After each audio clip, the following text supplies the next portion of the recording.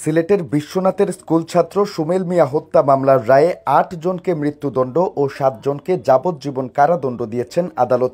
আজ বুধবার সিলেটের দ্রুত বিচার ট্রাইব্যুনালের বিচারক এই রায় ঘোষণা করেন।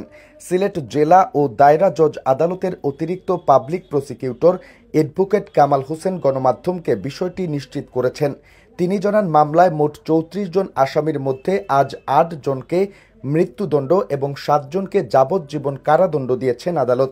এর আগে গত ১৩ জুলাই মামলাটির যুক্তিতর্ক শেষ হয় এবং আদালত ৩০ জুলাই রায় ঘোষণার দিন ধার্য করেন। একই সঙ্গে ওই দিন আদালত ৩০ জন আসামিকে কারাগারে পাঠানোর নির্দেশ দেন।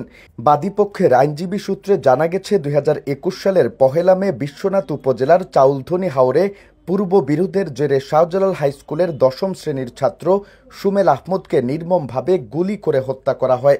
এই ঘটনায় নিহত সুমেলের চাচা বাদী হয়ে ২৭ জনকে আসামি করে বিশ্বনাথ থানায় একটি হত্যা মামলা দায়ের করেন।